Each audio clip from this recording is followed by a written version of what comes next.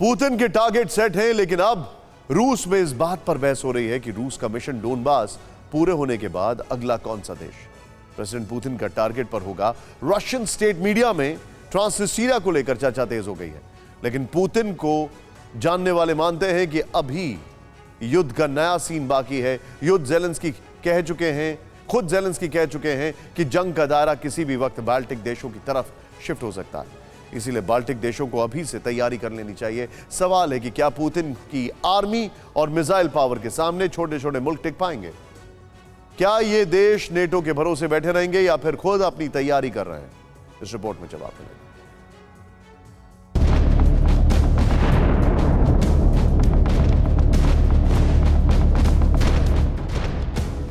रूस की सेना अब मिशन डोनेट्स्क की तरफ बढ़ चुकी है। लगातार हवाई हमले और मिसाइल अटैक्स को अंजाम दिया जा रहा है। दावा किया गया है कि अब यूक्रेन की सेना के ठिकानों को नष्ट कर रहे हैं। ज़ेलेंस्की की आर्मी को काफी नुकसान पहुंचाने की बात सामने आ रही है, लेकिन सबके मन में सवाल यही है कि डोनबास पर संपूर्ण कब्जे के बाद पुतिन आखिर करने क्या वाले हैं? क्या पुतिन मोल्डोवा और ट्रांसनिस्ट्रिया की तरफ बढ़ेंगे या फिर वो बाल्टिक सागर का रुख करेंगे, यानी बाल्टिक देशों को टारगेट करेंगे?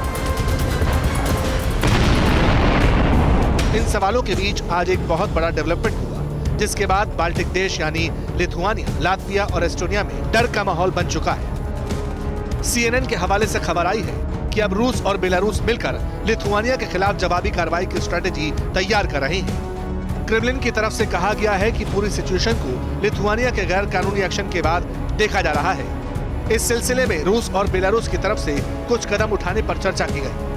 असल में लिथुआनिया ने प्रतिबंधों के नाम पर कैलिनिनग्राड तक रूस के सामान की सप्लाई रोकी हुई है, लेकिन मॉस्को की तरफ से साफ साफ कहा गया है कि लिथुआनिया ने रूस का सामान रोककर अंतर्राष्ट्रीय नियमों का उल्लंघन किया है, उसे इसकी कीमत चुकानी पड़ेगी। हालांकि लिथुआनिया में जो कुछ हो रहा है उसका असर लातविया और एस्टोनिया पर भी दिखाई दे रहा है। ये तीनों ऐसे मुल्क हैं जो पहले सोवियत का हिस्सा थे, लेकिन कोल्ड वॉर के खात्मे के बाद अलग हो गए, आजाद हो गए।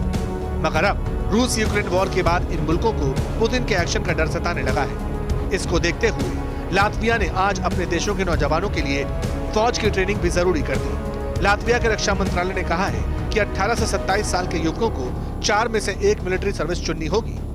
अगले 5 साल तक state defence services, national guard, section commander university courses जैसे फील्ड में जाना अनिवार्य होगा।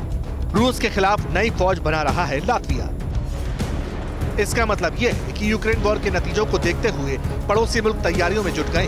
वो अब नाटो की मदद के साथ साथ खुद की तैयारी कर रहे हैं। अपने देश के हर नौजवान के हाथ में हथियार थमाने की कोशिश हो रही है ताकि रूस की सेना से निपटा जा सके। साफ साफ कहा जा रहा है कि ऐसा करने से रूस के आक्रमण का रिस्क कम होगा और करीब 50,000 जवान भी वॉर फ्रंट के लिए रेडी हो जाएंगे। वैसे लातविया के साथ साथ एस्टोनिया ने भी बॉर्डर पर तैयारी और तैनाती बढ़ा दी है। एस्टोनिया की पीएम पहले ही कह चुकी हैं कि अमेरिका समेत पश्चिमी देशों को रूस की ताकत को कम करके नहीं आंकना चाहिए, क्योंकि रूस के पास न सैनिकों की कमी है और न ही हथियारों की। और अब तो पुतिन भी कह चुके हैं कि यूक्रेन की जंग तो अभी शुरू हुई है, असली युद्ध अभी बाकी है।